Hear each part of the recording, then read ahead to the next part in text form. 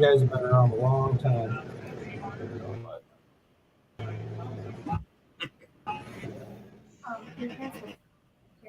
Is Brian Miller, Roberts, Wisconsin.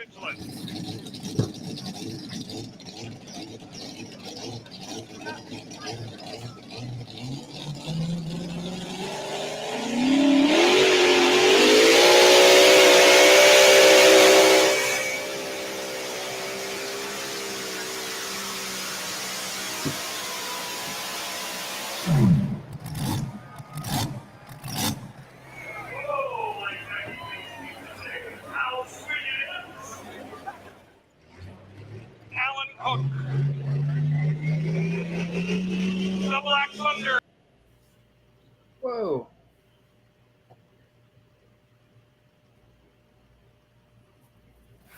All right, everybody, we'll go ahead and get started. This week's Live with Lussetto. We've got a couple of special guests, the famous Todd out here with his light limited super. And then we've got Devin and Jeremy Roff out of, what part of Wisconsin are you guys out of? Northwestern part by Cumberland, Turtle Lake area. We're northeast of we're northeast of Minneapolis, probably about 70, 80 miles.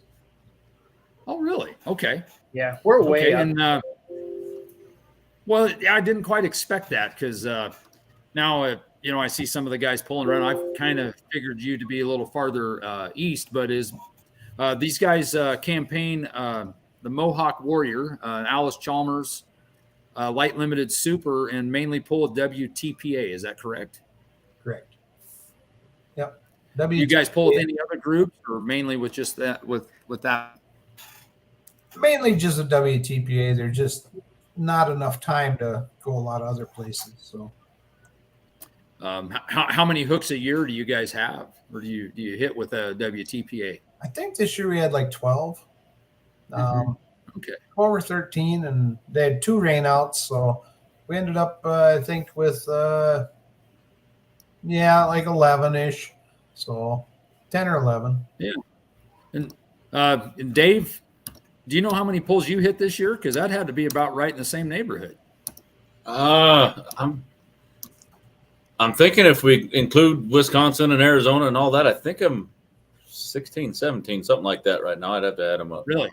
Yeah. Okay, and just for everybody, Dave campaigns international light limited super diesel called Deuces Wild. And Dan, you obviously hit way more than that.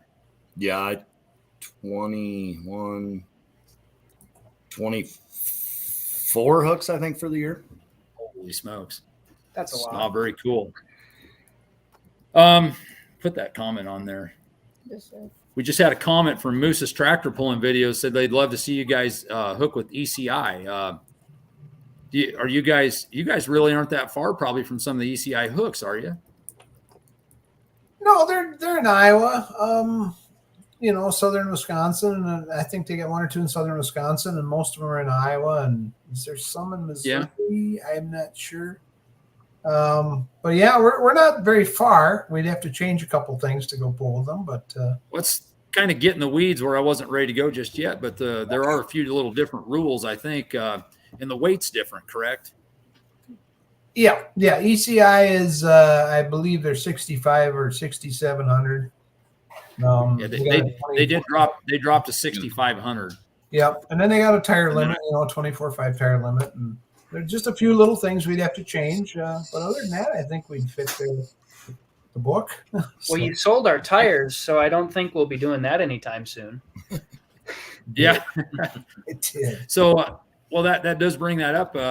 Is there Badger State? Now, you guys obviously pull with NTPA most of the time. Badger State is with PPL, and are they competing groups? Are they in the same area of Wisconsin?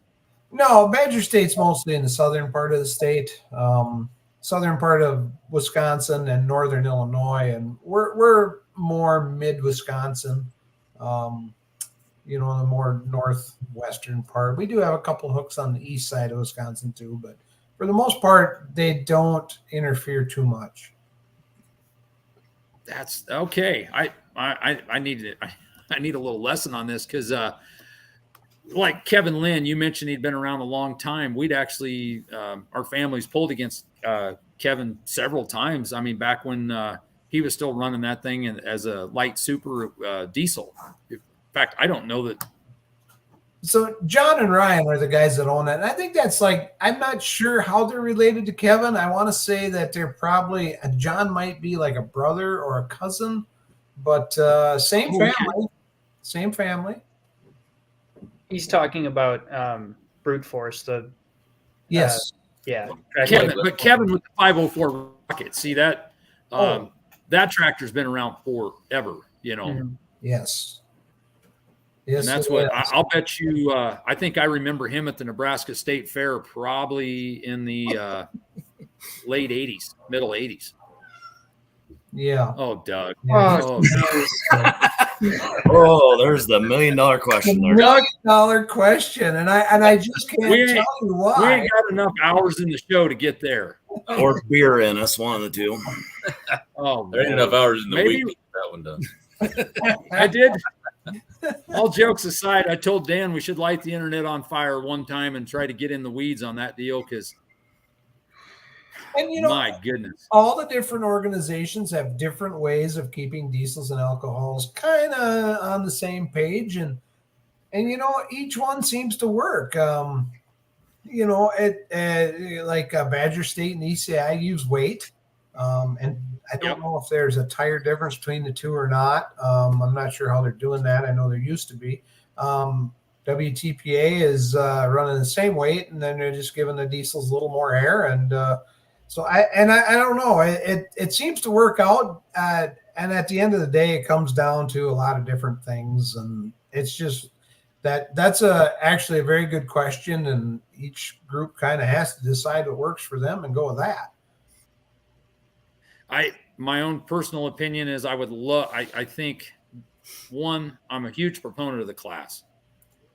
I would love someday to see that class get, and prominent's not the right word, but, honestly, you could see this thing really grow with people in between, but it's like each little region has something a little different, because if you get into the PPL thing, they don't allow the 470 or 466s. But you can run the 410 coolers, which I believe that's the setup that you guys run. Right. PPL also runs 6,400 alcohol, 65 diesel. So, there's just a million different ways. And if I'm not mistaken, I do believe that Zen's there from Southwest Wisconsin. They used to go down and pull a lot with the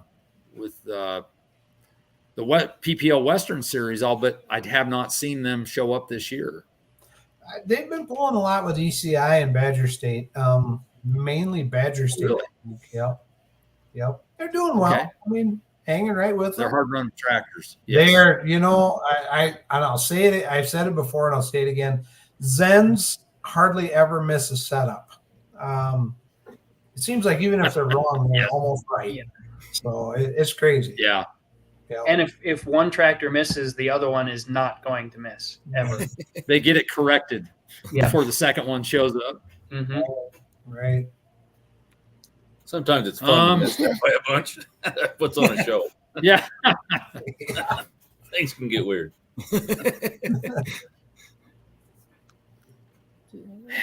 We had a guy ask about hooking with a over cubic inch motor, but honestly, that's something. It's really hard to, we try to get them set and try to run the rules, It's a shame we couldn't, I thought I wouldn't mind talking to him offline a little bit and just see what kind of combination of what they're looking at. But that is kind of a tough deal to, I'll say, appreciate the honesty, Yeah. Because I know there's people that would just run it and not say anything. Yeah. But, so, I'd like to get into a little bit of the history. I absolutely love the history. Where and when did you guys get started pulling? Oh, Go for Dan, it. you Dad. want to go first, or you want us to go, or I want you guys. Yeah, absolutely. oh, us? Oh, okay. I actually, my dad pulled a 101 Massey Harris, with the Chrysler Industrial Engine years ago, and that's actually where I got started. I was 9 years old, and we were at a hook somewhere, and our group had a mod class, and Dad says, "You want to drive?" And I'm like, "Oh, sure, why not?" And actually, I hooked in the mod class, and we ended up getting first place in the mod class with our 101 Massey, and so that's kind of where I started. Dad pulled before that, even in the 70s. He had a 185, and Alice Chalmers would actually sponsor him to go to a lot of pulls and pull, and then later on we had a 180 gasoline 180 naturally aspirated. We had a lot of fun with that, and that ran really good. And then we moved on to a D21 in Central Truck Pullers. They had a limited pro class, which was a lot like your light limited pro 8500 ish with intercoolers. So, and then we moved on to this. So That was a 540 cubic inch, though, wasn't it? 510, yeah. 510, yeah, so a little bit bigger. Okay. Yeah. That'd be like what Clayton Sweeney's running, isn't it? Similar? No, Or are they bigger? Sweeney on runs a 466, but they're 77 or 7800 3x4 slotted Charger. But NTPA does have a hot farm class that is 20.8, 510, and I think, if I'm not mistaken, a 3x3.5 Charger or something. It's kind of a Region 2 class. Yep. Okay. So, and then when did you buy the current tractor?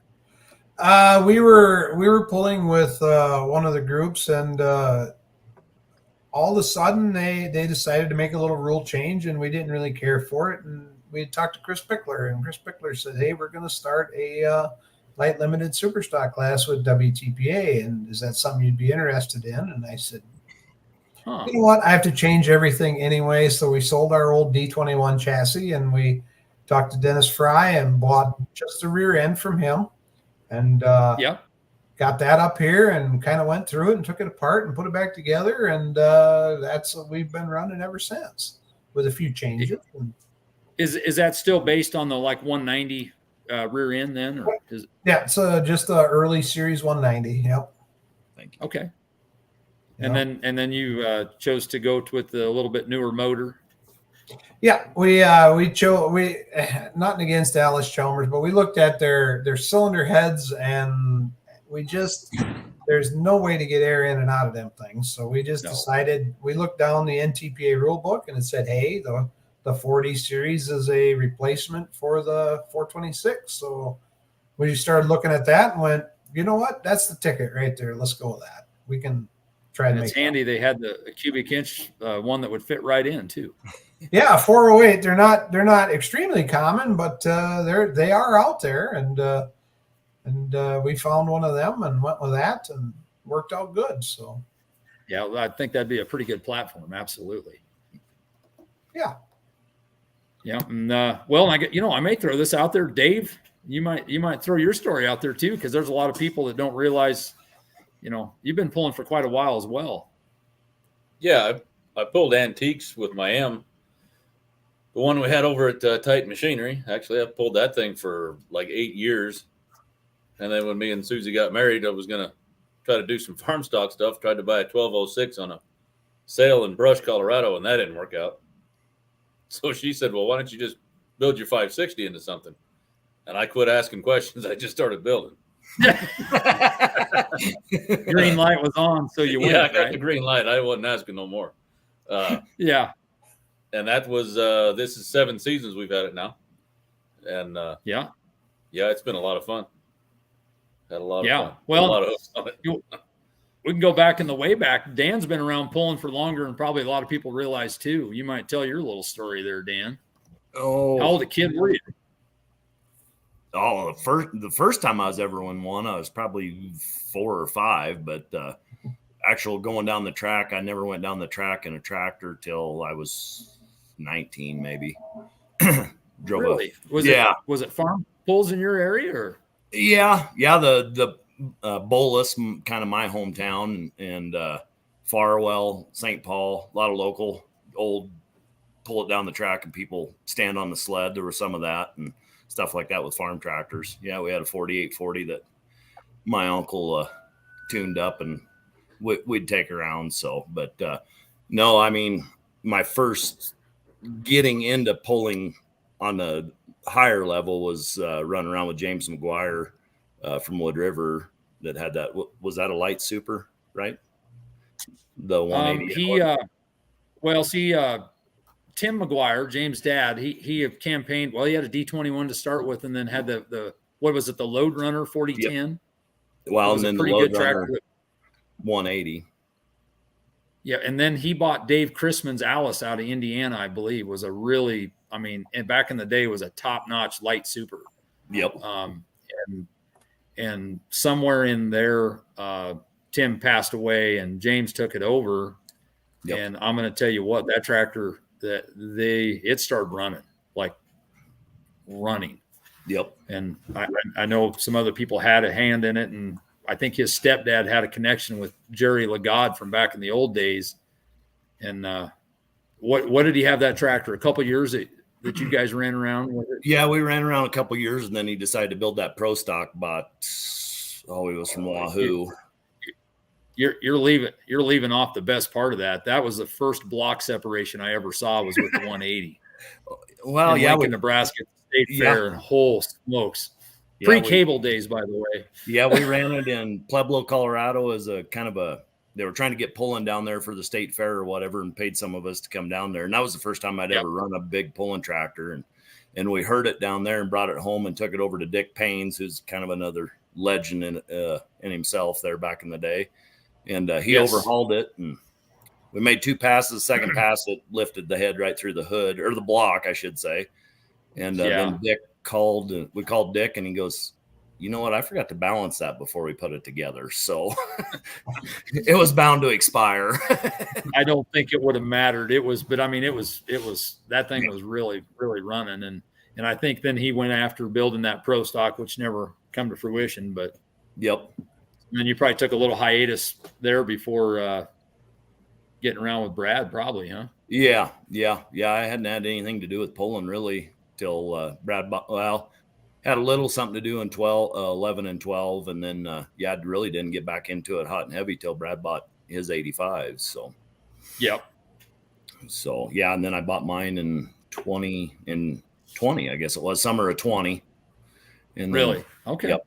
And then got it on the track July 25th last year. So, and then proceeded to lock up transmission 3 times or 4 times. Yeah. Took twice to learn to put the right bearing in the rear end, and then we're good to go after that. It's all forgotten. Yeah. Yep. So, no, it's been a blast. Boy, points wise, and I think Jazz had a graphic for Jeremy and Devin. Where did you guys end up in the points? You guys finished pretty well, didn't you, in WTPA? That's what I thought. Yeah, we finished 5 points ahead in WTPA. Yeah, 5 or 6. Yeah. We were a little nervous. We thought that Ford was going to catch us. He was. That's a tough run and son of a gun. When did that tractor come out? It came out this spring. Yeah, this spring. So it was out all season? Mm-hmm. Yes. Really? That thing looks like it's going to be something to be reckoned with. Yeah. Well, like I said, anytime you get a Lynn that builds a light tractor, they're going to be tough. I mean, they know what they're doing, and by golly, they built a dandy. So, we're going to do what we can to try and stick with them. And boy, but they are going to be. And the funny thing in Wisconsin is they're all tough. I mean, every one of them is just top shelf, and anyone can win at any time. And just all you can do is try and average the best, and hopefully you can come out just on keep top. swinging. Yeah, keep swinging. Yeah. The neatest thing about being up there was I've never seen Dave so nervous in my life, and you probably won't admit it, Dave, but that guy paced around. I mean, he walked 743 miles, I think. Tried to wear out my shoes the first night. Yeah. Then you peek around the corner, and then you got Jeremy just as nervous. I never laughed so hard in my life. I enjoyed it. You can always tell when Dad gets nervous. He starts pacing. All the time. He did. Yeah. I'm going to say Dan was probably a little nervous too, though. Yeah. To be honest. I would love to make fun of y'all, but It was. it wouldn't have been any better. Yeah. So just very tough competition all the way through that class, and like I said, Brian Miller and Ryan Lynn and Johnny Eccles, and I mean, just you can name any one of them guys, and Thompson, Roland Thompson. I mean, them guys all have the potential to win at any given hook, and sometimes it comes down to maybe you got a little better draw and a little better track to pull on earlier or later, and it's just a good time, and like I said, it's very competitive. So. Yeah, that class was stacked up pretty deep. Yeah. Stacked up. On an average, how many tractors do you have a night on average? They always average between 8 and 12. It's always 12. It's very. We hardly ever have just 8 anymore. Right. It's usually 10 to 12. 12 on a short day, and we get a couple stragglers coming in from Kansas and Nebraska. We 14 or 15. So yeah. So that was. You never know what that was pretty awesome. Yeah. Leave the gate open. Yeah. And anything will happen. Yeah. Yeah. I would say probably after we got teched and we were headed, Dave and I, we didn't talk much. I think we were both nervous about getting into Jim Falls and what it was going to be like, but once you guys passed the cage inspection, I was happy. I'm like, we didn't drive up for nothing. Yeah. That was something different. But that was an experience in itself, and learned a lot. I mean, I didn't understand what all went into that tech in those cages, and just visiting with, was it Dale Kwame? Yeah, Dale Kwame. Yep. Very knowledgeable. He explained to us that he was one of the 3 that was part of the SFI specifications for the cages that we have today, and I learned a lot. It was a great experience. Yeah.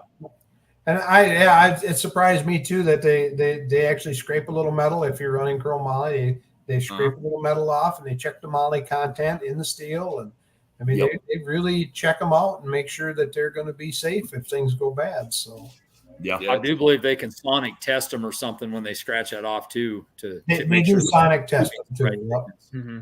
Yep. Yeah, because they measure the thickness and the material, right, Dave? Well, they measured the thickness, and mine being DOM cage, it was 120 or better, so it doesn't have to be chromoly. So they didn't they didn't scrape the paint and do the moly test on mine. That's right. But if the thickness is below that DOM limit, then it's got to be chromoly. So then they do the test. Mm-hmm. Yep. Okay. So, have you guys pretty much hooked? This is for Devin and Jeremy. NTPA the whole time. Yep, pretty much. This one, yeah. We did hook a couple of mid-state hooks here and there if we had a weekend off, a few years ago, but we kind of quit doing that now too. There's just, life gets busy, and that's part of it, and we just want to make sure we make our NTPA hooks. So the 12 to 15 hooks a year is not a terrible thing. We, no. That's kind of a deal that's happening in Outlaw with some of our bigger classes. Is they've got some points classes that are running 30 hooks a year, and it can get to be too much. Yes. With all the travel and stuff. But no, that in NTPA, it's amazing how there used to be a big presence, and I might have talked to Devin about this. There was NTPA states in Colorado and Nebraska, Kansas, Wyoming, Montana, South Dakota, and that stuff's all went away. And it's at some point I'm disappointed in that. I'm not disappointed in our Outlaw deal. I like the direction of where it's going. But we've had this discussion that there really isn't a true national group anymore, that they all run regions, and it's, with that being said, I'm not talking down about NTPA or PPL with that stuff, because by far NTPA has been the lead in the tech department for years, but I do think that's part of the issue we have with our fractured rules, just like talking about every little region having something different, and that's why NTPA was started, is to get rules to where you could go pull all over. And I still think that's something that needs to be worked on in more than just this class. Yeah, and one thing I have noticed, and our class is a little different. It's more of a regional area class and kind of an entry level. But I think for the most part, NTPA and PPL and Badger State and all these larger organizations, I think like their light pro rules are almost all the same, and their limited pro rules are almost all the same. And so I think for the most part, they're still trying to keep everything on an even keel. They're just, you got to kind of cater to what's in your area too. So, well, you never want to forget who's at home, because those are the people that keep our association or our groups going day in and day out. It's great to have those guys come up, but your home, that's the meat and potatoes of what's going on. True. Yes. Absolutely. And just like what you said, talking about the Badger State guys, I've had several talks with their light limited super guys. It's working for them. Like they said, they don't have any reason to change. And I understand that, because I'm sure they've got decent participation, and there's good guys over there as well. Absolutely. I've met a lot of them guys, and boy, they're just a good bunch too. And honestly, if we lived 300 miles south of here, I'd probably pull with them all the time. It's more of a location thing. And that's why we pull with who we do. And Yes. Yeah. And you said you do go east some. Like, how far east do you go from where you're at? We have a hook in Waiwega, which is by Lake Winnebago. It's not that far. It's only a couple 100 miles. The furthest, I do believe the furthest we've ever went for a pull was last weekend. We went to Ohio, and that was that was by fun. a long shot, I think. I think so. That's about the farthest we've ever gone. So How many miles was that? Was that one of the national hooks, or what they deemed the national, Enderley. where they tried to get everybody together with the larger purse? Or it's more of it's more. It was called the Enderley. What did they call it? Enderley pull off, Dad. Enderley pull off. And some small little pull we've never heard of. We got to rewind this back. So they had your guys' class at the Enderley pull off. They did. We got to pull against some guys from Ohio or Michigan. They're from Michigan. Do you want me to talk about this, Dad? You should take over. Yeah, you probably know more about than I do. Well, so you guys are in the same house right now. because go ahead, we are a region class now. They took the top 2 points earners from Region 2, which would be Ohio, Michigan, that area. Yeah. And then they took, because we only had 3 hooks in Region 3, they took the top point earner from Region 3, sent them all to the Enderley, and we pulled against the Rydalls. They run the cock shots down there. So did okay. That's a pretty cool experience. It was a great experience. I know I had a lot of fun, Dad.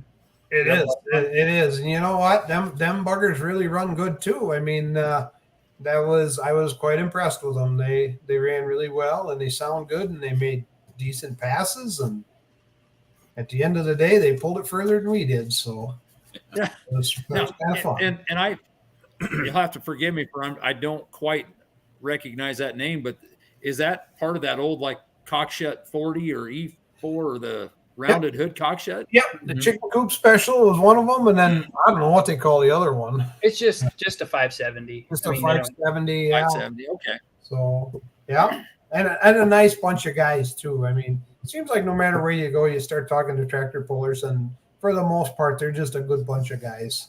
So that was a lot of fun going on there. And when we've been lucky enough to pull all over, and I would guarantee you, I hear a lot of comments about California, this and that, and the state of the affairs.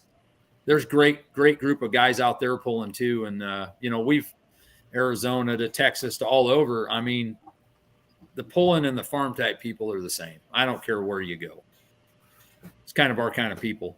Right. Yep. Well, it's a small community.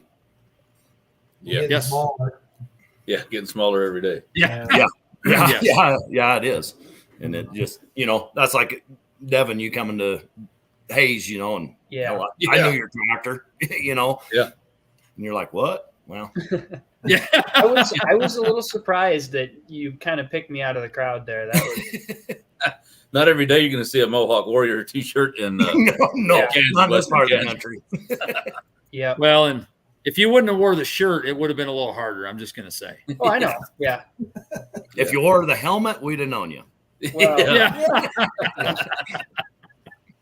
Yeah. I will ask, who was the first to debut the helmet?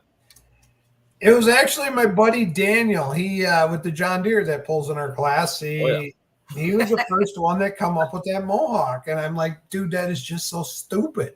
And he's like, whatever, man. And by golly, within a couple of years, we had him in our helmets too, and then he kind of went away from it. So I don't know. We kind of took it over, I guess, and yeah, it was actually him that started it.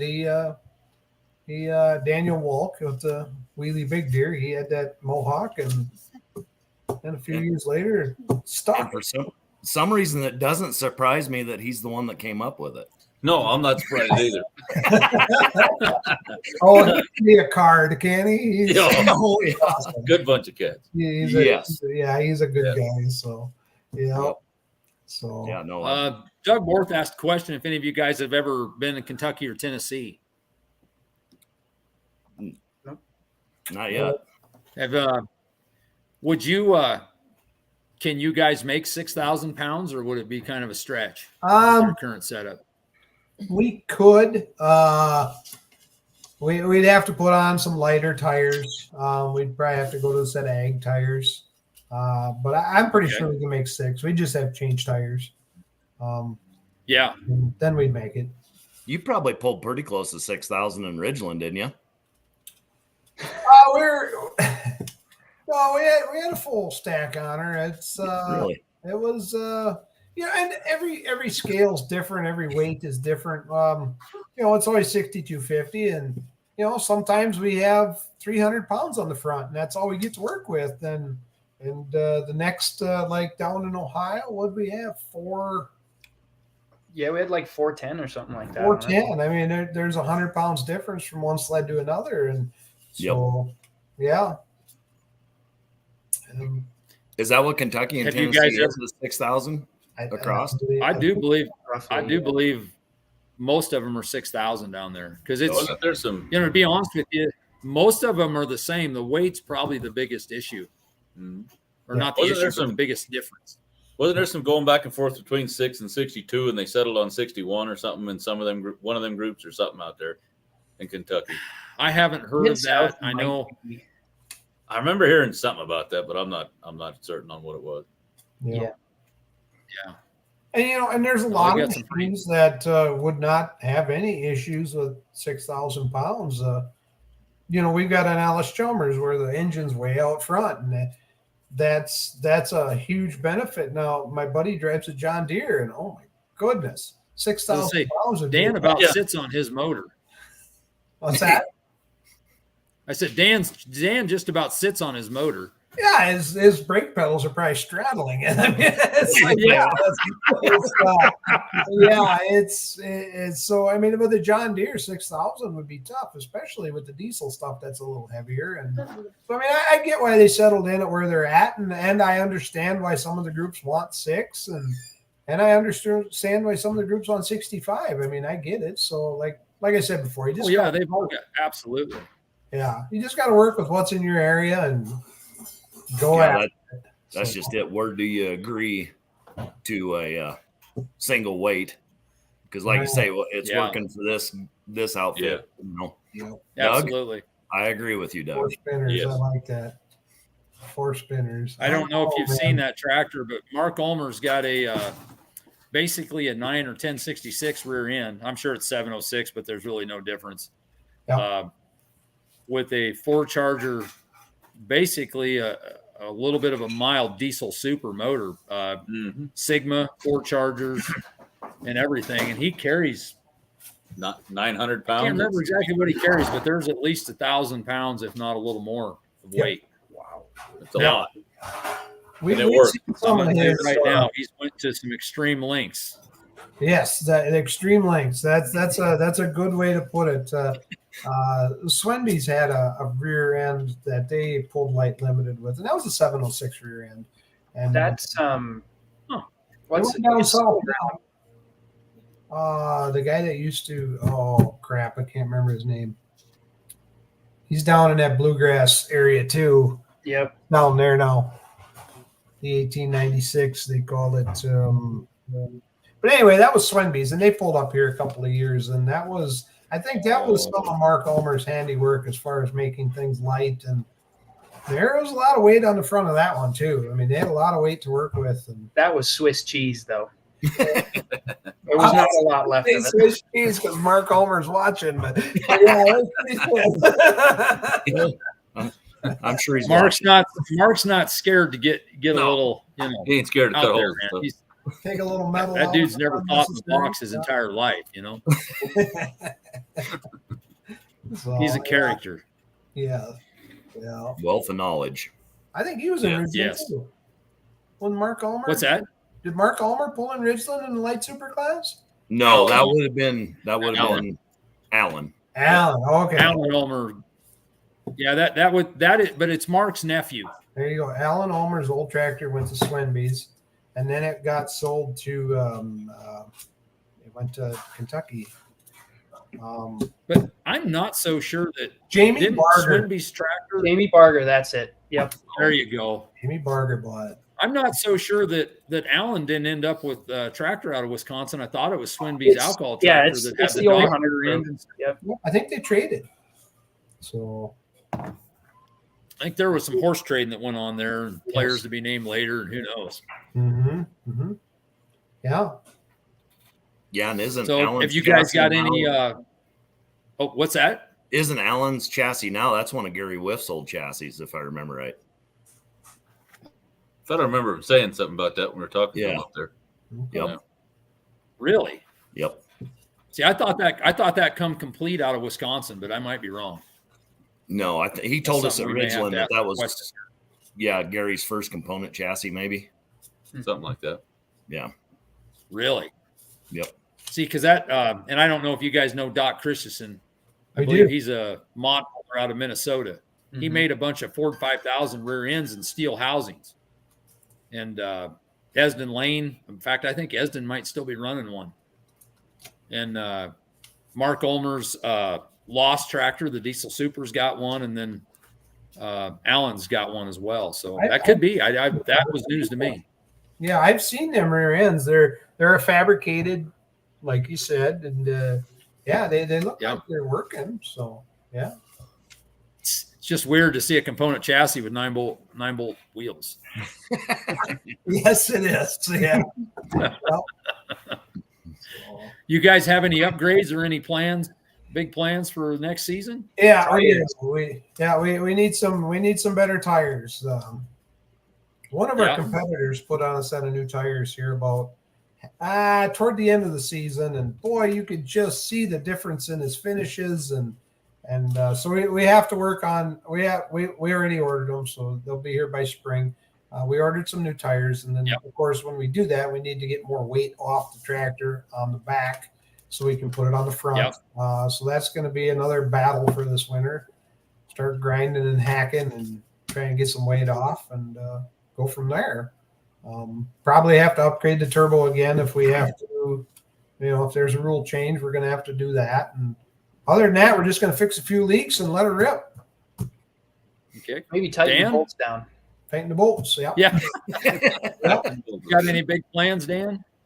I'm thinking about going to new tires myself. I was convinced and seen them work well there in Ridgeland and in Jim Falls while we were up there.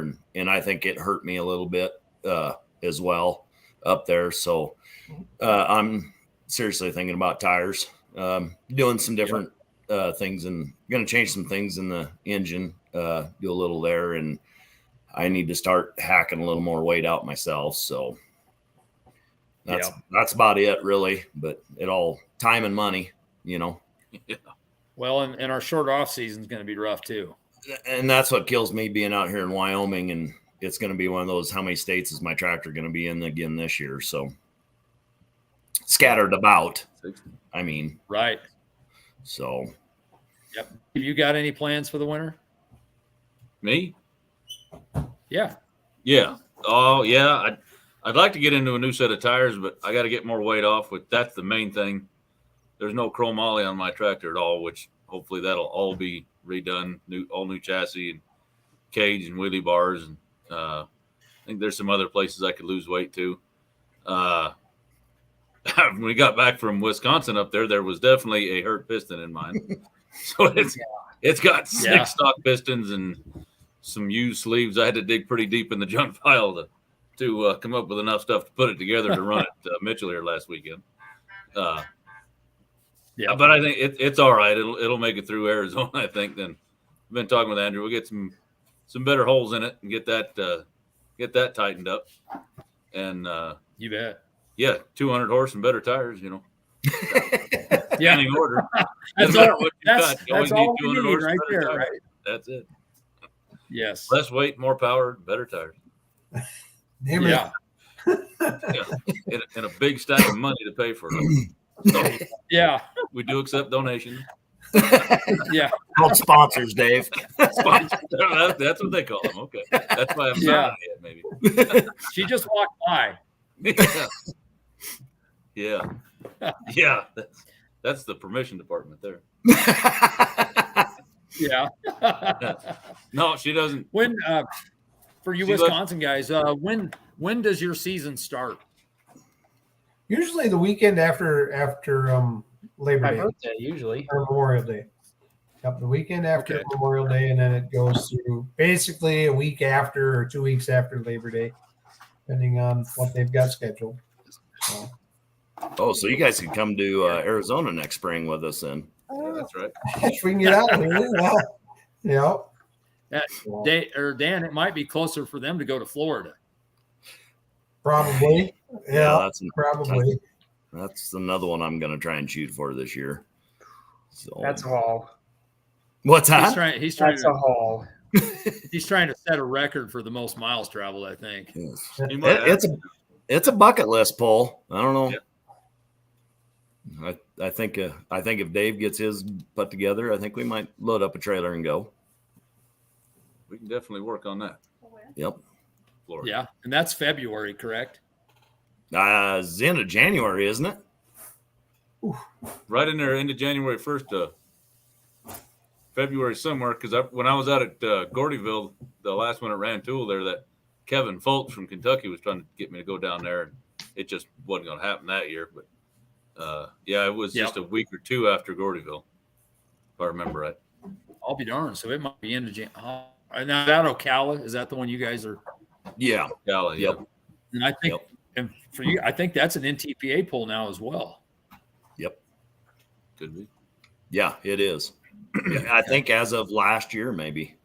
Yeah, last year, because it was a region. Yeah, I think 4 or 6 or something. I don't know. Yeah. Whatever region's down. I don't there. know what regions that are. Yeah. I don't either. And is it Will Witt that puts it on? Is that right? I have no idea. Will Witt's kind of a camera guy, and he films stuff. And maybe he's the productions and promotions. I think he streamed it. Okay. Yep. But no, I don't know. I'd really, that's kind of a bucket list poll of mine that I'd really like to go to. So. Yeah. Yep. No, that would be neat. Florida's now a member state. There we go. Moose is on the ball. Yeah. He's got the information, man. He does. That's the go-to right there. You don't have to do anything. Yeah. 4-1-1 for us. Yeah. Yep. Have you guys done any indoor polling or no? No, we get awful busy in the winter. Devin was playing football and wrestling all through high school, and then Sarah, she plays volleyball. does some marching band stuff, and really good at that too. So in the winter, we tend to stay home and watch our kids play their softball and do their wrestling and whatever it is they were doing, and that's important too. So. Oh, absolutely. Devin, you want to go to Florida with us? I might go to Arizona. I don't know about Florida though. That's Come on down there. Way. Yeah, you guys would love Arizona. That is a That's- good time. That's a fun time. Yeah.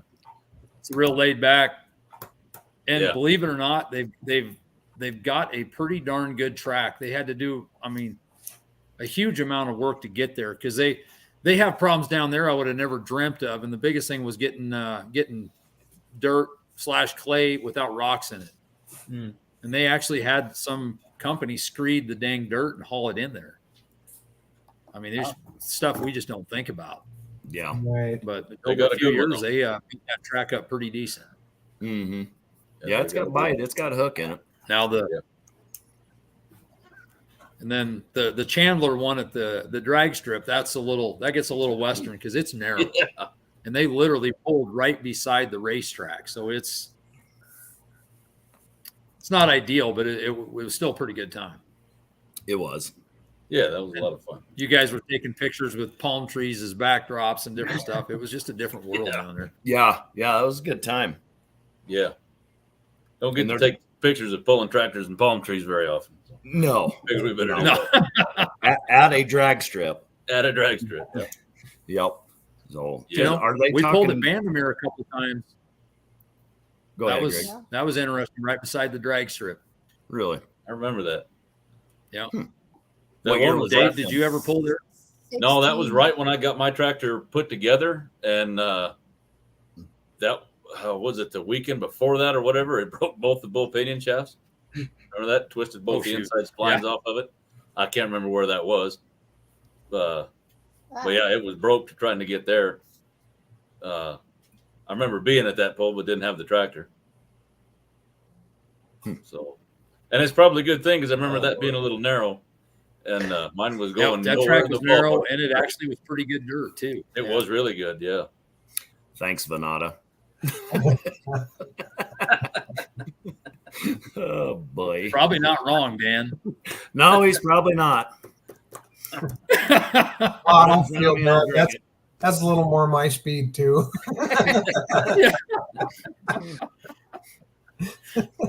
Yeah. Yeah. Well, Whatever it takes. no, very good. I don't know. Did you want to go over to Mitchell with Oh, me? we might go over Mitchell next week. I don't know. You guys want to go over Mitchell, but we might. Does Jazz Wrap have that any up next videos of their tractor running, Greg? Pictures so we Could can you show go find everybody some what videos we're like that? talking about? Yeah, absolutely.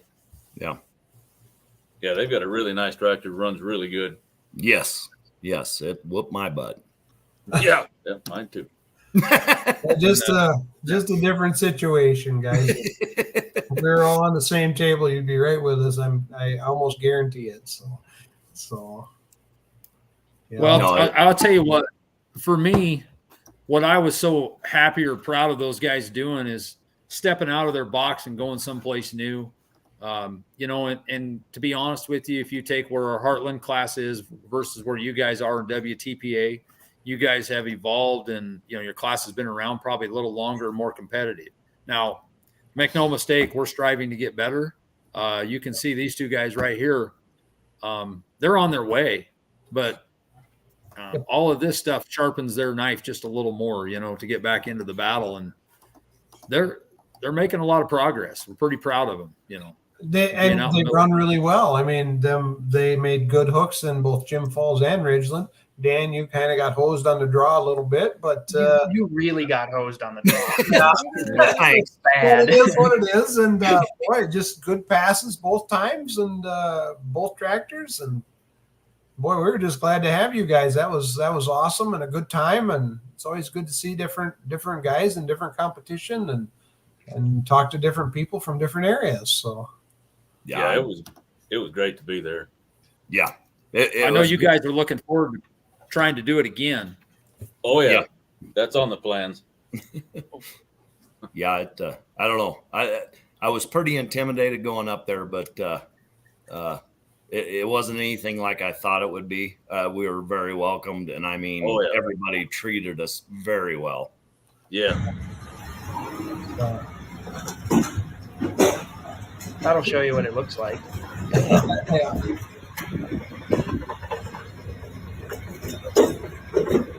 Is that a money deal? That's a Devin deal, I think. That was me. I am the social media manager. Did you start that trend with beer money starting to, they start getting everybody rolling out of the trade? I just thought it was cool because I've seen it from Beer Money. That's why I did it. Devin, you're supposed to say you started it. Oh yeah, it was totally. I did it. Yep, you're right. It was me. Yep.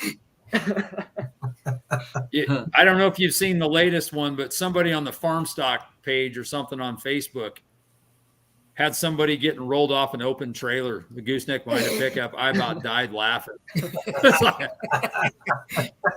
I can do it too, right? Yeah. Well, I'll tell you, I hope, Dave and Dan and I both talked. I hope we can get a few more people to come up because I think that'd be a blast to get up there and, It would. It would. And you'd be more than welcome to come up, just like I know we'd be more than welcome to come down there. And,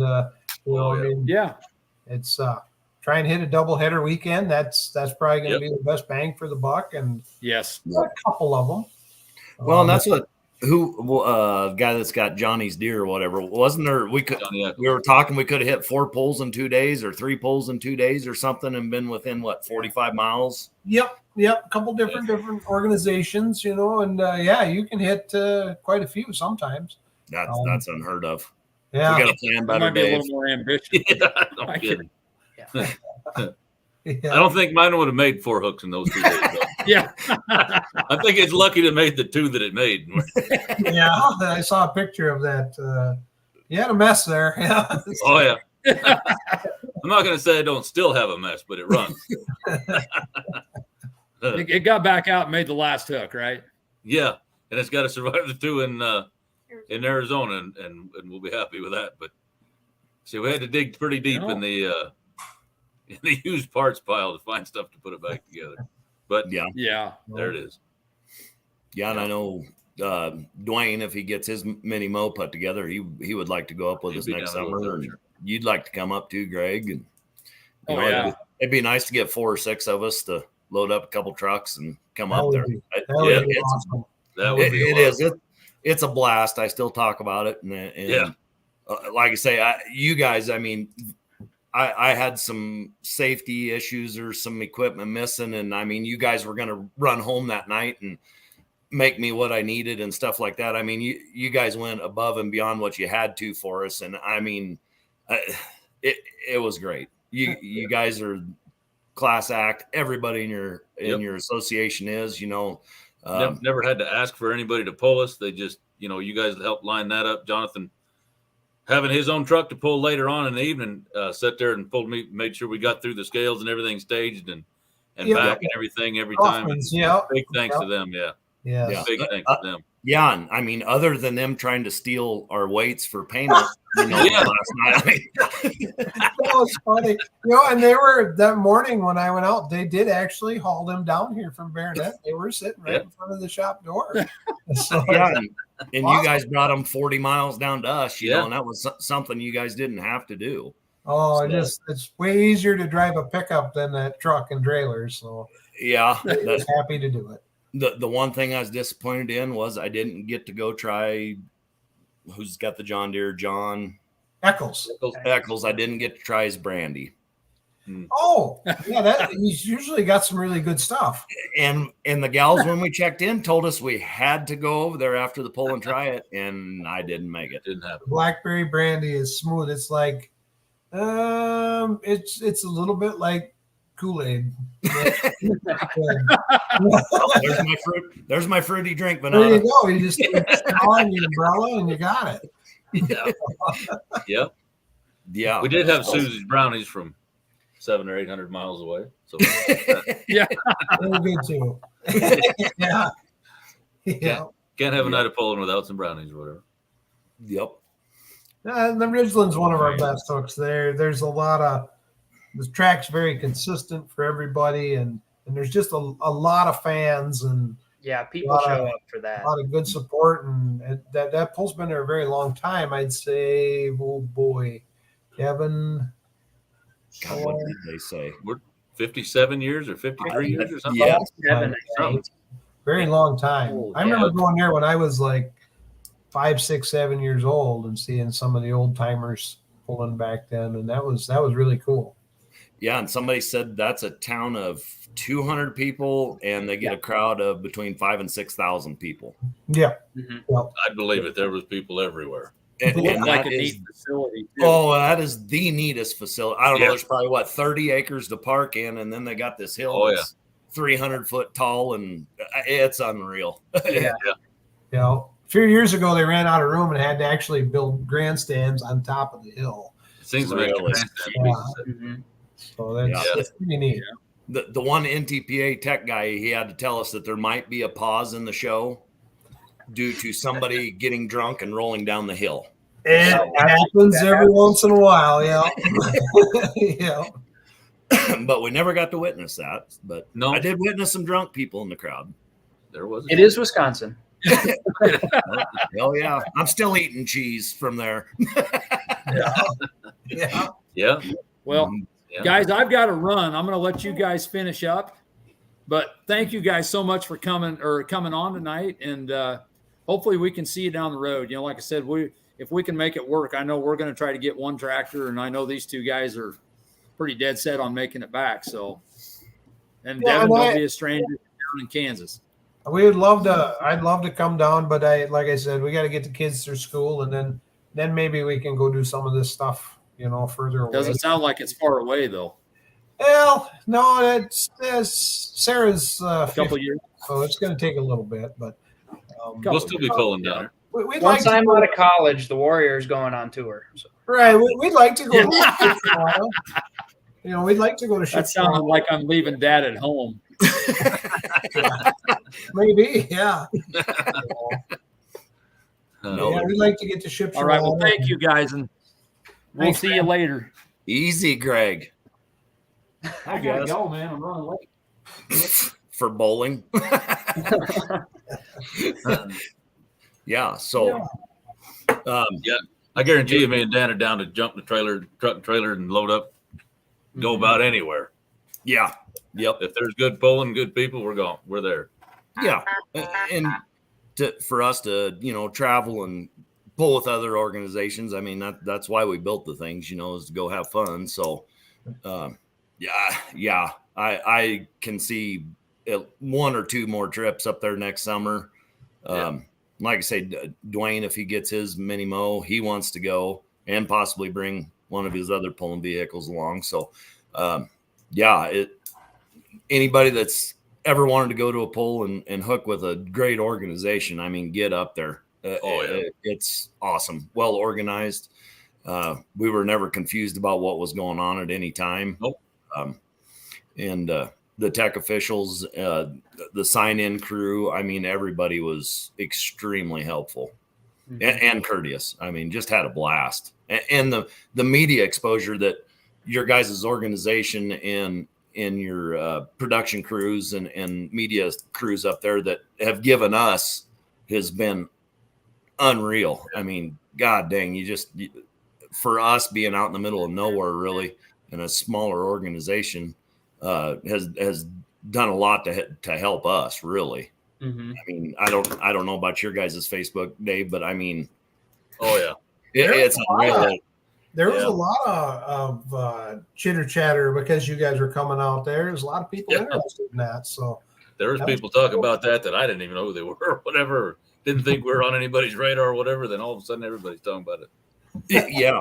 Okay. Well, I made sure everybody kind of knew. So, Well, you did a good job. Yeah. Well, then one guy asked if they had pro stock trucks. WTPA does run. What is that? Super stock? it's super stock 4-wheel drive. I don't know. Yeah, it's a street tire class. I don't know all the details, but it's a street tire class with, I think it's 540, 5:30. You gotta look it up. I just don't know for sure, but We're tractor guys, man. We're not supposed to know. yeah. Right. So, but yeah, there are a lot of pickups. Like Jim Falls, we were the only tractor class. That's a pickup pool. There's four or five different classes of pickups, and so Yeah, and Ridgeland Falls was kind of the opposite. Right. Yeah. Yep. Yeah. Yeah. Did they even run? They ran diesel trucks. I think was the only 2.6 pickups truck last class that night. 2.6, yeah. Yep, that's right. Yep. So, Yep, and a semi. and a semi. That's right. Yeah. Yep. Lonnie Sailor, I think. Yep. Now There it is. 5:30. Oh Yep, wait, there no, you 5:30. That's There's Moose again. 5:30. That might be right. That might be right. See, we don't have to do anything. You know, he's got Just it ask the figured out. question. He's where's on. this guy been all year? I Yeah. check this cat out. He knows his stuff. Yeah. But Seems to. yeah, Jeff might just but yeah, Jeff, buy that light limit super that's for sale today. Absolutely. Go get her. Yeah. Yeah. He Is wouldn't that know what to- the black one, the bandit or whatever? yeah, yep. Yeah. He wouldn't know what to do with wheels off the ground. That's just when it's getting fun, Yeah. especially when it's all four of them. Yeah, did that once this year. Yeah. Mhm. Yeah, we've been there. Yeah. But Yeah. well, I guess you guys got anything you want to No, talk I about? just, everybody we talk to in tractor pulling, I mean, we've always had a good time, and most of the guys we meet are just great. And even when we went to Ohio, I mean, them guys were great too, and just a nice bunch of guys. And like the guys we were talking earlier, the $1 million question about rules. Don't get too caught up in it. You just kind of work with what you got and work in your area, and push for what you want. But when the rules meeting is done, go after it. And I mean, I understand, and some certain fuels think they're at a disadvantage, and some think they're in it, and I get it. I mean, there are days when certain fuels are at a disadvantage compared to others, and so whatever your group is doing and whatever is working, and like when your meeting comes up, just push for what you think, or maybe not push a certain agenda, but hey, these guys are a little ahead of us, or these guys are a little behind us. Kind of try and work with the guys in the class and try and make things work. It's a great class, and I'd like to see it stick around, and hopefully through the years we can keep it together. Yeah, that's just it. Implement rules or suggest rules that you think is going to help your organization as a whole, or the class as a whole, not just to push your own agenda through because Correct. Yeah. Got to be good for the whole class. Yeah, got to be good for the whole group. yeah. That was one of the things that we suggested this year with our one of our suggestions for the board at NTPA was we talked about the mapping thing, and it's just too hard to tech. And so at least this way, if we run the 3.4 and the smooth bore, and then the alcohols run the 3.0 smooth bore, at least that way we all get the same advantages. If there's an update in wheel design or whatever, it's going to be the same for both. It's going to help both. And, and the teching is going to be so much easier. Because I mean, it seems like every time on a diesel charger, every time they come up with 50 or 75 horse, all they did is change mapping a little bit. So we need to get away from that. That 50 or 75 horse every year, that's just not good for the class. So no. When you have to have the newest, best stuff every time, people either keep up or they fall behind, and most of the time they're going to fall behind. So, and that's the one bad thing about a limited class, right? You're going to spend a lot of money for that little bit. Yep. If it costs you $5,000 for 10, you got to spend it, or you're not going to keep up, and it's too bad. Yeah, I wish as a whole that we could come up with a set of rules that we could all agree with all the way across, from one side of the country to the next. But it's something that's never going to happen. But it'd be great if it did, because I mean, it just opens up the options for everyone to pull in different organizations, do destination pulls like Dave and I did. Yep. You guys are running bigger charger setups and running more horsepower than we are, but Yep. God damn, it was fun going up there. Get away from home, get out of the norm. Yeah. Compete against some people you've never, lined up against. And man, whether you're first or last, I had a blast. And I think it's that way for anybody that's in tractor pulling, any kind of motorsport, is to be able to go and see different things and meet different people and totally different environments. Like I say, we all need to lock each other in. Well, it'd take probably an arena, but lock us all in there till one guy's left standing and we got it figured out. But sooner or later, I think people don't realize how much it benefits an organization if we can all have a set of rules. And there might be this town 20 miles away that usually gets 4 or 5 tractors, but there's 20 tractors in that area that pull with a different organization due to the rules that could show up to that place, so you can go from having 8 hooks to having your 12 or 15 hooks, at one pull, and it benefits everybody. But Rydell's talked about that. The guys with the cock shots in Ohio, they had talked about that. I said, man, you guys got a lot of region hooks. Why is that? He goes, well, we can't get any other state hooks. He said, we get 3, 4, 5 tractors at a state hook, but if they're region, then they get a dozen or whatever. And they have a good class, so that's why they have so many region. But in their different states in that region, they can't get very many. So that was one of the things they talked about is, getting more guys there and trying to make that a little tougher deal. So, yeah, I mean, what do you think, Dave? I mean, if the rules could ever match up all over, that'd be monumental. Mm-hmm. And I think it could be done. Look at the 85 light limited pro class. That's pretty standard. Most places seems like, 2-wheel drive truck. It's a big class no matter where you go. Yeah. The 2-wheel drives are the same no matter where you go. Any place you go, they're all the same. It can be done. Yep. Just everybody's got to commit to making it happen and think about what's good for the class, not good for each individual puller. Yeah, and good for the sport. Right now, I think tractor pulling's on a high right now. I mean, we're getting more pulls booked than normal, and take advantage of it. All organizations take advantage of it. I don't know. Have you guys picked up many hooks up in your area? I mean, does it seem to be the trend of more pulls, or is everything? Of course, you guys have pulls. You can throw a rock and hit 10 pulls, but I mean, do you see new towns having pulls or whatever?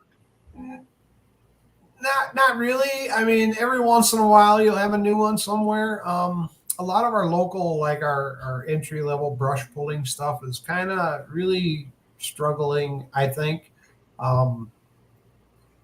It's most of the guys here that are serious about tractor pulling are pulling with WTPA, or a few of them pull in mid-state. But for the most part, we're not seeing a lot of change in where we're going to hook. Well, that's because the pulls that we have, I mean, like Ridgeland, WTPA has been going to the same Ridgeland pull the same weekend for the last 57 years. Right. I mean, we have all of these established pulls that bring in so many fans. By the way, the fan turnout since post-COVID, has been absolutely phenomenal. Like, I thank every fan out there for that, because it's been awesome. But we just go to all of these established pulls, and once you get those 10 or 12 established ones done, there's not really a lot of time for any other ones. So Yep. Well, I think COVID changed a lot too, because in 20 there was a lot of people went pulling a lot of places they wouldn't normally have. right. Yeah. That's when you started seeing Esden show up to Wisner, Esden Lane. Yep. Where did we go that time, Dan? Elgin, Nebraska. Yeah. The sprinkler and pulled in a hayfield. Yeah. Had a great time. Yeah. I think Brad and I that summer with his 85, we put 15 or 16,000 miles on that summer, just so we, to go pulling. I mean, we ended up in Illinois twice. We wanted to make traveled hooks, all you over. had to travel. Yeah. I was wore out. We did a lot of running that year. We still made, even with being COVID and half of them shut down or whatever, I think we still made 18, 20 hooks. Yeah. And, but we had to do some driving to get to them. Oh, yeah. The ones that had pulls, phenomenal. Oh, the crowd, it was full. Crowds were there, but everybody was looking for something to do then. It didn't matter what it was. They wanted out of the house. Yeah. And I think that really helped our sport a lot and built the fan base that we have now. For sure. Yeah. So remember at Cowtown Showdown, they said that was the only live sporting event in the whole country. Was that in the country or the world? At least in the country, might have been the world. Yeah, I was trying to think. We were the only sporting event going on then. Yeah. I know at least in the country. Yeah.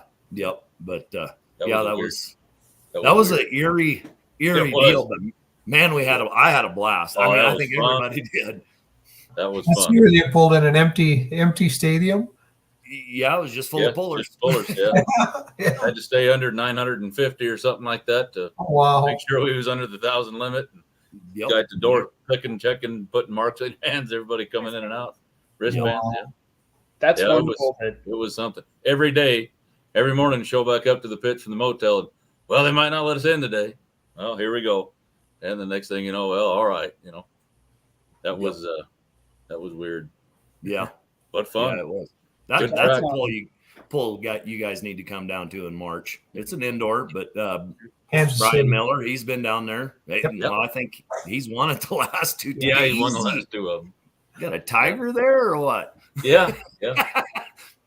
But they get that pull going again. That's a great pull. That's a really nice facility. Yeah. It is. And a good time of year to have it. You're not freezing your ass off. And Devin stopped in there once on the way home from college. Yep. Oh, really? He was on his way home and he stopped in and watched Friday night session or something. Yeah. That's pretty cool. It's a really nice facility for sure. It is really nice. Yep, it is. One of the nicest places you're probably going to go pull, really. Yeah. That's pretty nice. Yep. Just make sure you got extra axle housings. Only you. Yeah. No, there were several of us broke there. There was a line started back there. Yeah, there was. How do we make constant set turbo rolls? The $1 million question right there. Like, that's where you get into that. Well, you do what the guys in your area are doing. And, we run diesel, but I'm a spark plug guy from way back. So, at the end of the day, if I look at the alcohol rules and go, I kind of like that better, I might do that. That don't try to change a set of rules for your machine is I guess what I'm trying to say. Yeah. If you think the grass is really green on the other side, then go to the other side. The gate's open, man. Yeah. So it's I'm a big fan of that, and I really like I really like the alcohol tractors too. I don't know if they have an advantage or a disadvantage right now. I guess it's hard to tell. It depends on where you go, I suppose. So, and the two fuels is one of the things that makes the class what it is. Lightweight, it is. And it's the good and the bad of the class. If you do your chemistry on methanol and you do your chemistry on diesel fuel, and pretty soon it doesn't take very long to realize why alcohol tractors make more power with less air. But what is that? Hey, sorry, Devin. No. I hear about it all the time. Yeah, you can look at the chemistry of it, and it's like, okay, I see why, but how much? And I'm not smart enough to tell you that. It's just trial and error till you got a good combination where you get different fuels winning all the time, and that's all you can do. So, and it's tough too because you'll get some alcohol tractors that run really good. Mm-hmm. Everyone thinks, they got to cut them back. But then there's the other side of it too. And it's the same with diesels. There's some diesels that run really good. Oh, Hey, no, I that's like much that. better Just cut them have back. one of each. There you go. Hey, Well, just have yeah. one of each. Win-win. And there's the man, the myth, the legend, right there. Yeah. There you go, the Yep. man himself, right there. Yep. So, And he does it. I Yep. like the sound of that. Yeah. Win-win's kind of typically the thing too for Mark. Win with one, second with the other. Yep. Yeah. Yeah. Yeah. they Yeah, run good. and that alcohol, I mean, like Dave and I have talked, I mean, it intrigues me. I know nothing. I'm not a spark plug guy. I'm a diesel dummy. I mean, so, but I like Yeah. I like the methanol too. I look at some of the combinations that a guy could do with certain things, and it's like, wow, I really like that too. But then again, if I thought it was so great, I'd probably have one already. So I don't know. I just don't know. So There probably ain't no right answer. no. no. And with time, alcohol's had the advantage. Now it seems like that tide switched a little bit, and the technology with the diesels come around now, and the diesels are pretty tough to beat right now, especially in that light limited super class. It seems like, so. But they did it in Ohio. Yep. There's always them. Cummins tractors either. Well, Yeah, they're always there. and Devin said it was the driver's fault. So I did not. I couldn't have done any better. So, but no, hats off to them guys. They beat us fair and square, and them tractors really run good. I mean, Yeah. it's impressive to see. Well, it's really impressive to see a cockshot 40 run like that. It's like, wow. So pretty neat. Pretty neat Yeah. stuff. So at that Enderley, I've never watched.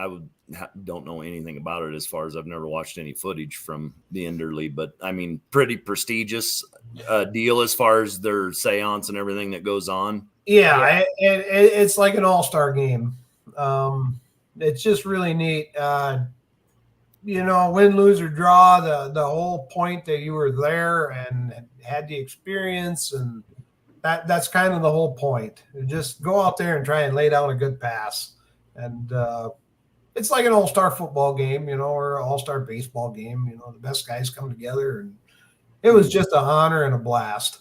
Yep. So, I got a guy here. Chris has got a question. Are the Wisconsin tractors mostly 410 with coolers? no, I think we're the only one. besides, really? well, Badger State obviously has a ton of them, but they're all 410 cooler, Mhm. Right. but I think in WTPA we're the only one. Maybe who are them guys from over east here?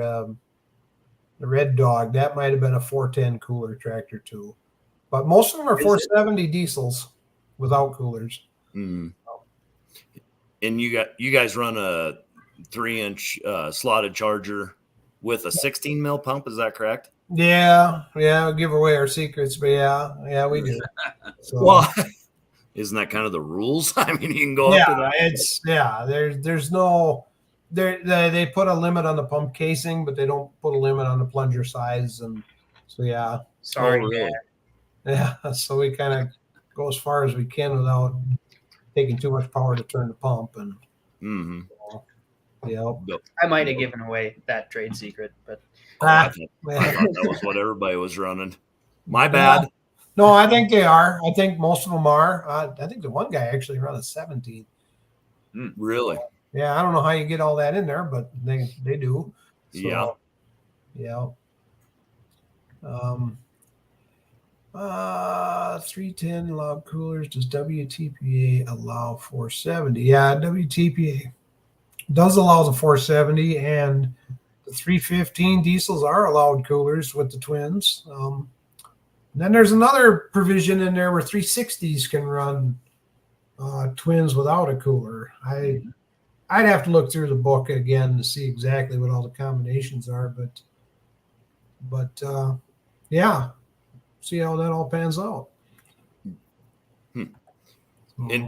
In the only rule change proposal, and that's with NTPA or WTPA? That was with NTPA in general. So anything when you become a member state or join your region, So when you're like, we were just a separate state class that was separate from from NTPA totally. When we decided to go with that, then basically NTPA dictates what the rules are, and we make suggestions to them, what we see and what we think, and then they change the rules, at the main headquarters. So we really don't have any say in what our rules are, other than suggest to them, hey, this is what we're seeing. This is what we'd like to see. So yeah, that's kind of a dictatorship is sometimes a good thing. So, but if it take, never mind. I'm not even going to say it, Dave. You know what I'm going to say. I'm going to say it. But yeah, and that's kind of the way we are too, as far as our organization goes. On the national level, I think they vote, don't they, on the national level with Outlaws, Dave? I can't remember. I think so. Yeah, that's what I was thinking. The class members get to vote for new rules, I think. But on our Heartland side, it's a suggestion deal, and higher ups get to make those choices. So, in fact, anybody with Heartland Division, we have to get our suggestions in for our classes by October 16th or 17th, I believe. Look on the Heartland page. If you do have any questions or want to change some rules or have some suggestions, make sure you get them typed up and get them sent in, so we can hopefully look at them and discuss them during our banquet in November. But yeah, there's some rules I wish I would like to see change in our class too. But yeah, I'd love to step up and be more competitive with you guys as far as our rules go. That way we can travel and compete. That would be one more group all on the same page. Yeah. It's one step closer. Yep. It's still a long way to go, but it's one step. Yeah. Yeah. And that's what it's going to take. You just can't take a leap at it all, let's pick at it a little bit at a time and maybe we can all get there. Right. Yep. So, yeah. But, yeah, I don't know. You guys got anything else you'd like to talk about? We had a good time with you guys, and we had a blast in Ohio at the Enderley, and just remember when you're playing the game to play it for the game's sake. So yeah. Is there anybody you guys would like to thank for your season, in any sponsors or anything? I just want to thank my wife. She puts up with a lot of crap so I can do this, and the family's supportive. Devin helps out, and my buddies, and just anybody involved. It's kind of I hate to say a team effort, but it is kind of a team effort. Not just for the tractor, but for the time and everything. So Yep. Ryan Shug was pit crew all year long this year. Ryan was helping out all year. Yeah. Yep. So, good dude. Yeah, good guy. And you tell him I never seen any pictures with him wearing my hat at the Enderley like you promised. So he had your can cooler. I saw that. I saw the can there. So, yeah. No. So do you? The question that we need to ask. I was going to see if you was going to ask about that. Yeah, I forgot. Okay. Any tractor, any track, what and where would it be? Loretta. I know my answer, so I have two of them, I guess. And you don't have Devin, to I'll pay let for you it run if my it breaks tractor or anything like that. Hey, man, you give me the word. Now I'm going to run that thing. I would actually like to, if I can pick one, I would like to run a multiple engine mod, like an open mod 5-engine. I think that would be the neat. Some guys, tractor guys, sometimes don't like mods, and you know what? I like them. I don't care what anybody says. I think that is the coolest thing, and just because I can't afford it doesn't mean it's not cool. And I think that's just the neatest thing ever. It's like, how can you not like that much power? So if I could do anything, it would be, I don't know which one. Probably don't care as long as it's one of the 5 best ones. War wagon, he wanted all. Where it'd be just anywhere where a guy can get a hold of the track. Oh, come on. You got to have a dream track you want to hook at. You're not getting off that easy. I maybe Toma. I've never pulled in Toma. Right next to home, and I've never pulled there. So maybe Toma would be one place where I would really just like to go. Yep, that's a good one. Yeah, that's all I can think of. Devin, how about you? I would want to drive either Silver Bullet or the Youngblood Pro Stock, either at Bowling Green or National Farm Machinery Show. Yeah. Oh, them are good ones too. Yeah. I know. Dave? How about you, Dave? I would be down to jump on any light super stock anywhere, anytime. Yeah. But just because I like some of the crazy stuff, something like the weapon at Gordyville or something would be a wild time. Yep. That could get crazy. Well, Mark, you're watching. Yeah. There's two guys here that want to run a light super. Yep. But great places. And I think did Mark pull the weapon at Gordyville one year? I want to say he did, but I could be wrong. Would have been not the 2 years that I was there, I don't think. No, I want to say I went this out there in 13, maybe 14. I think we went out there in 16 just to watch, and they had light supers, but I'm pretty sure that wasn't. I remember they had a few light supers. Yeah. And there wasn't any in, 20 when we were out there? The last one in Rantoul? No. But I think Mark pulled the weapon at Cowtown. Oh, did he? I think he had it. I think he had it there, if I remember right. Yep. I remember the videos of Bryce Terry's D21 going down the track at the first Cowtown and ended up on top of the sand pile. Yeah. That was a big run. Yep. So, I guess we can probably call it a night. Really appreciate everything you guys did for us, and had a blast, and really appreciate you guys coming on. Man, thanks for having us, and thanks for having us on the show, and thanks for coming. And we had a good time too. It was nice to meet different people. So. Oh yeah, we'll definitely do it again. See, Mark. Thanks for taking Devin under your wing while he's not home. You know what? It was a challenge, but we all got through it together.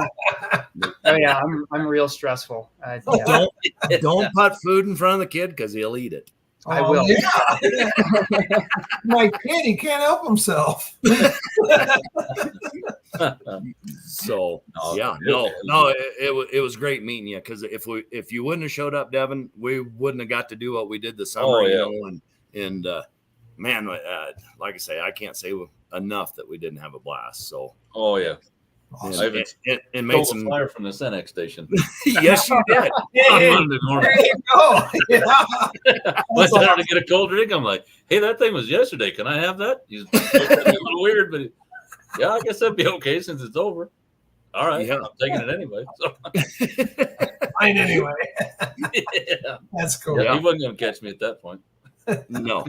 Yeah, and like I say, made some damn good friends, whether you guys like it or not. So. Yes. Yeah, that was one thing I was going to say is if nothing else come from that trip, the Poland family got a little bigger. Mm-hmm. Yeah. Farther away, but a little bigger. That's always good. Yep. Yep. Awesome. Yeah. And we'll give you our address so you can send us gifts for Christmas. We do like those. Yeah. I'll get you some cheese or beer. Have some Spotted cow. Yeah. Yeah, spotted cow. By the way, my brother loves the stuff. Yeah. And Kaylee loves the cheese from Wisconsin. Oh, yeah. She ate it all the way home. Oh, yeah.